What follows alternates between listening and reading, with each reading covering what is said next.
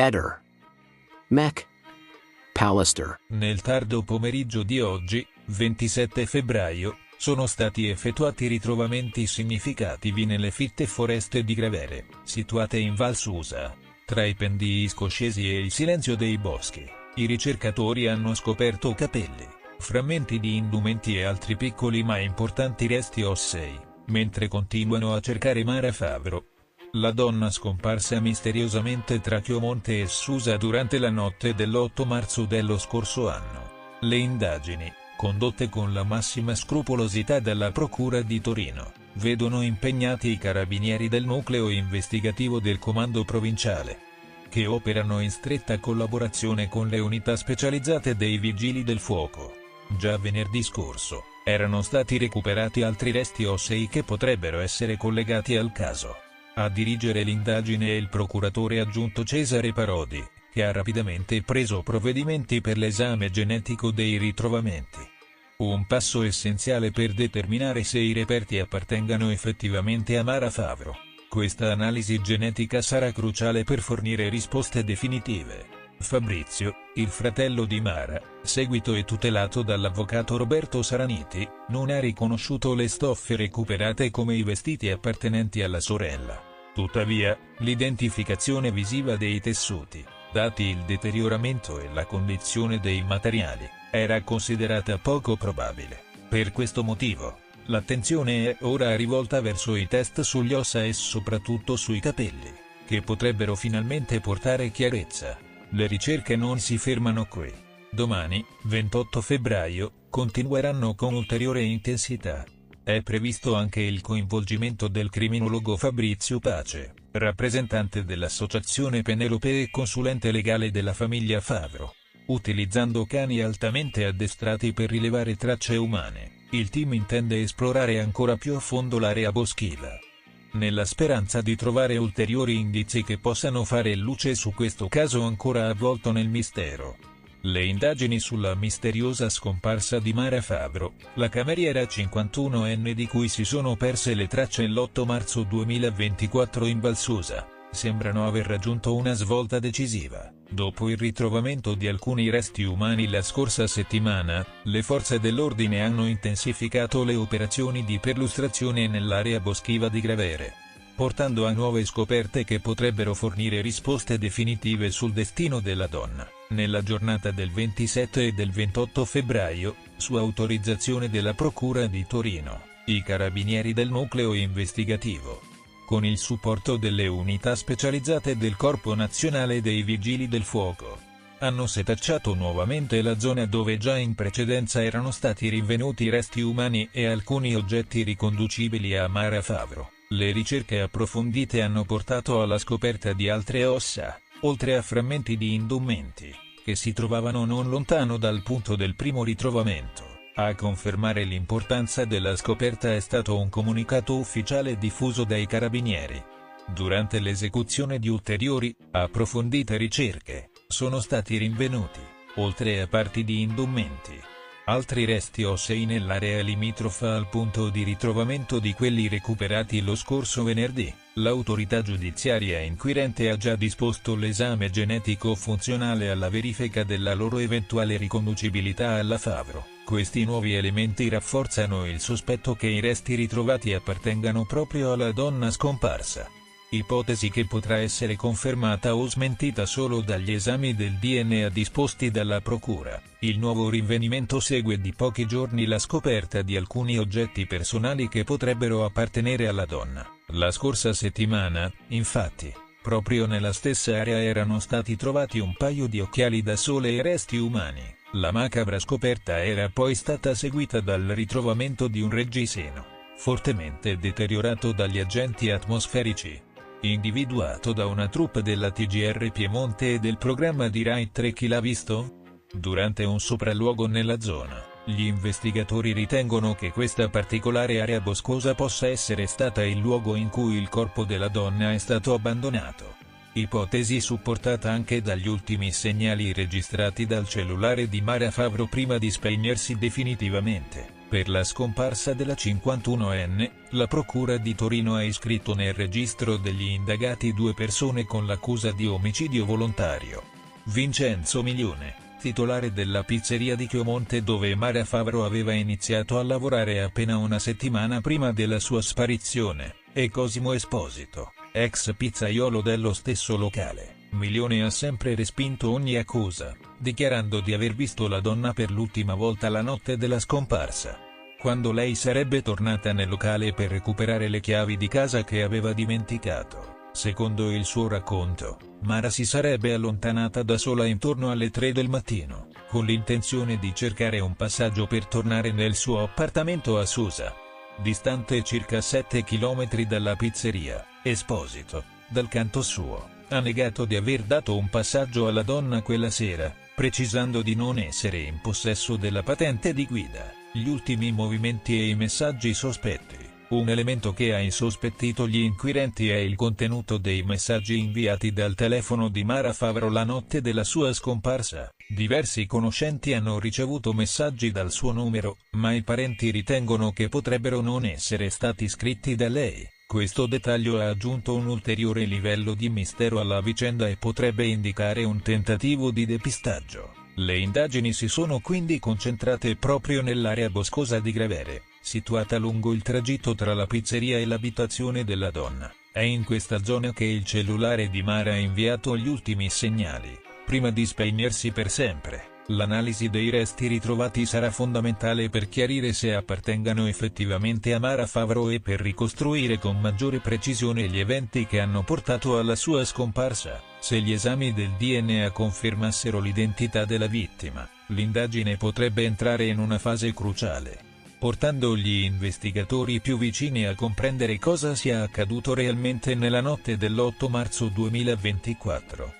Gli occhiali trovati insieme ai resti di Mara non sono da vista ma sono da sole, quindi molto simili a quelli che lei indossava, però non sono stati ancora fatti vedere a nessuno, soprattutto alla famiglia di Mara, per cui non c'è l'ufficialità. E poi c'è sempre il discorso di Liuba che dice un mese fa di essere stata presa a schiaffi, anzi un solo schiaffo, da Luca nei pressi di un rifornimento e di avere comunicato questo al proprio legale. Sì, mi ha dato uno schiaffo in faccia, forte, davanti alla mia bambina di 6 anni.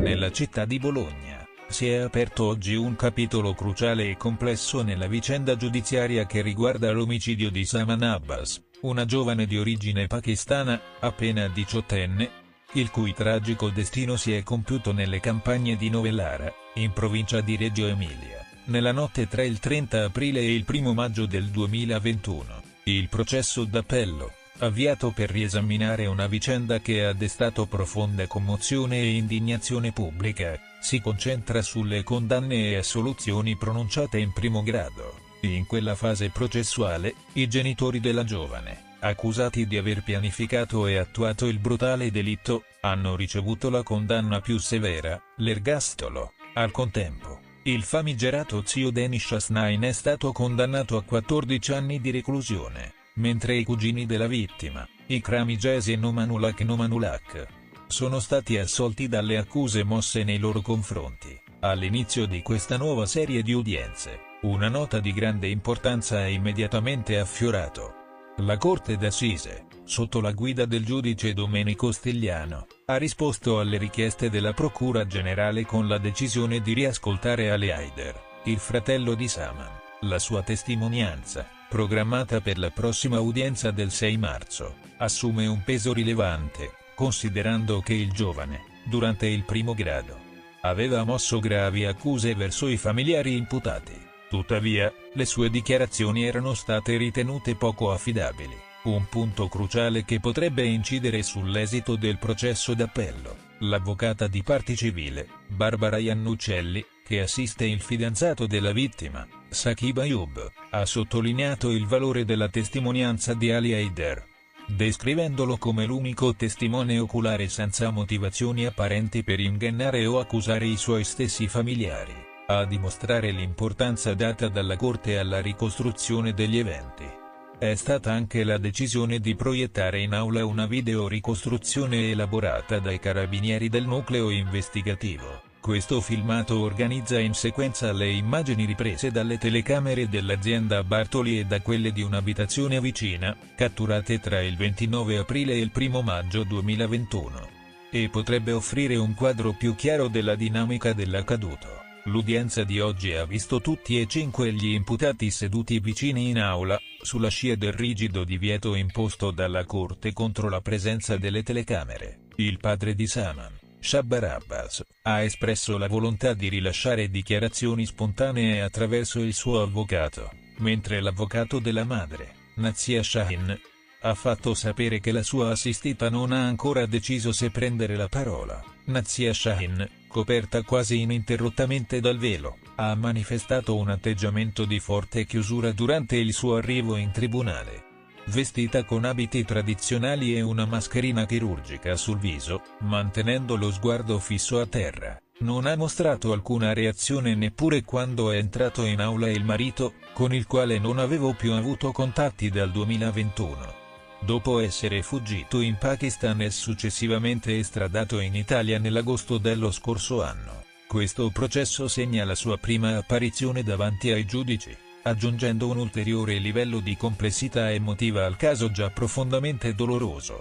La storia di Daniela Ruggi, una giovane donna scomparsa, ha catturato l'interesse e la preoccupazione di molti, incluso un individuo che si è distinto per il suo coinvolgimento non ufficiale nelle ricerche. Questo individuo, nonostante non sia un carabiniere né un poliziotto, ha svolto indagini personali mosso da un'autentica passione per i casi criminali e dalla compassione per la donna scomparsa. Nella ricerca disperata di risposte, quest'uomo ha formulato domande dirette e incisive, sebbene il suo approccio non fosse mai aggressivo. Egli ha spiegato di essere percepito come un finto carabiniere o agente di polizia forse a causa della natura delle sue domande, volte chiaramente a sondare qualunque possibile spiraglio di verità.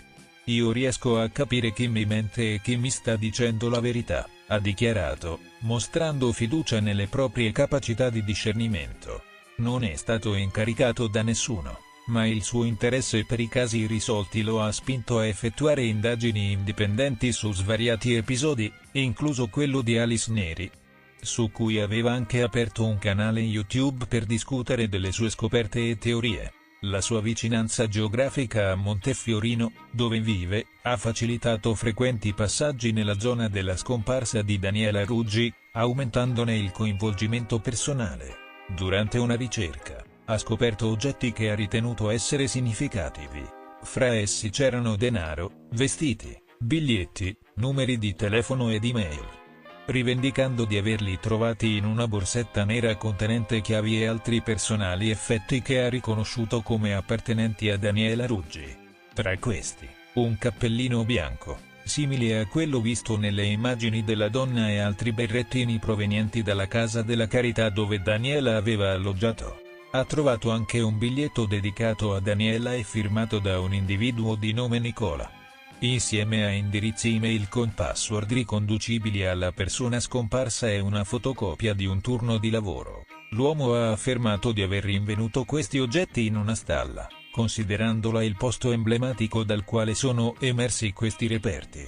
È apparso in un talk show di Rai 3 per mostrare queste prove, sebbene sollevando dubbi sulla loro autenticità, visto che durante ispezioni precedenti del luogo tali oggetti non erano stati rinvenuti. Ha rigettato l'idea di poter averli posizionati lui stesso instillando dubbi circa un desiderio di notorietà, sostenendo che non avrebbe alcun motivo per farlo. Questa intricata faccenda è ancora avvolta nel mistero, con molti interrogativi senza risposta e un caso che sembra costantemente sfuggire alla luce della verità. Tra i vari personaggi coinvolti, emerge il signor Dani di Montefiorino, che ha ammesso di conoscere di vista Daniela Ruggi, ma di non aver mai avuto alcun contatto con lei, insistendo sul fatto che non l'ha mai vista nella propria città.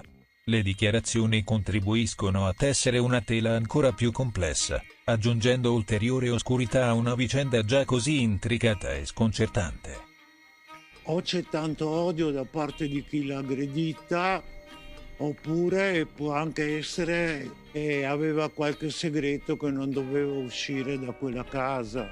Quando lei ha detto che voleva andarsene, è successo tutto. Il movente economico l'ho detto già al 28 dicembre del 2021 quando sono stata a fare la mia SIT, perché mi è stato chiesto che cosa ne pensavo, se gelosia o movente economico.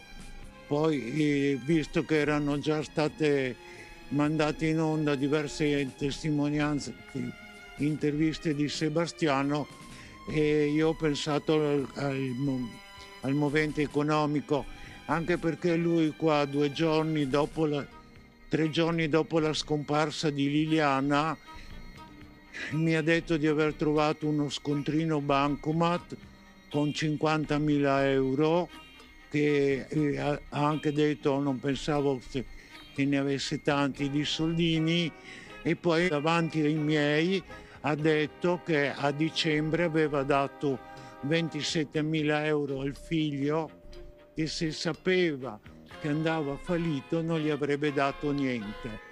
Poi nelle varie trasmissioni televisive lui ha fatto vedere che dal cassetto uscivano fuori soldi, 2.000, 2.400, quello che è, che poi doveva fare anche delle borse di studio, se vi ricordate. Io ho fatto i miei conti e ho detto 50 più 27 più quello fanno i 100.000 che lui probabilmente senza pensare ha detto a me quel giorno. Non è che lui ha parlato di 100.000. I 100.000 li ho fatti io la somma. Forse non dovevo fare le somme, però queste dichiarazioni le ha fatte anche lui in televisione. Non sono io che appoggio soltanto io il movente economico, perché è stato lui stesso, sono state altre testimonianze a dire che hanno visto i soldi, tanti soldi, quindi non è una mia invenzione. E poi perché avrei dovuto raccontare il 28 dicembre 2021? Liliana era ancora scomparsa. È stato lui con le sue bugie in televisione a creare i sospetti. Lui non più tardi di ieri ha detto un'altra bugia, dicendo che un certo youtuber è mio nipote. Ha detto bugie sul lavoro che faceva mio marito, ma queste sono sciocchezze. Perché inventarsi queste bugie? È stato lui il primo a parlare di suicidio. È stato lui il primo a dire Liliana è qui vicino. È stato lui a dire ha pianto tutta la notte. Chissà quanto ha pianto. Non siamo stati noi. Noi cercavamo in quel periodo ancora una persona viva. Poi lui ha fatto tutto quello che ha fatto. Forse non si saprà mai cosa è successo a Liliana. Purtroppo ancora fino adesso non lo sa nessuno, forse non si saprà mai. Bisogna ancora capire che tipo di lesioni sono, perché si parla di lesioni comunque non gravi da creare la morte di una persona. Noi avevamo i nostri alti e bassi come tutte le coppie. A Liliana hai mai dato botte?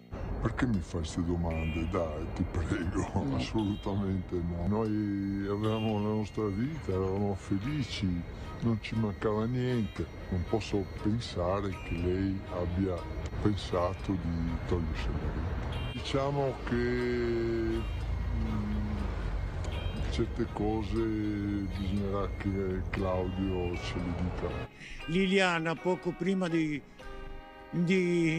scomparire ha detto a Sergio: se mi succede qualcosa dietro questo quadro ci sono dei codici, non dirlo a Seba che te l'ho detto, se mi succede qualcosa prendi questi codici. Non sappiamo cosa intendeva dire o dove o per quale motivo c'erano questi codici, però insomma il movente economico secondo me, poi sbaglio, e per quanto riguarda il smentire ancora una volta le lesioni premorte di Liliana, mi fa arrabbiare tanto, perché non è possibile che un marito che racconta le topoline, la simbiosi, eravamo felici, eravamo e invisibili, non si degna di accettare le risultanze che ci saranno domani o quando saranno scritte, però le indiscrezioni perché non ci deve credere, non si devono credere. Lui batte sempre quella di Claudio. Ok, adesso ci saranno gli inquirenti, ci saranno le persone preposte a controllare tutto quello che noi abbiamo depositato. Ehi, non dimenticare di iscriverti a questo canale.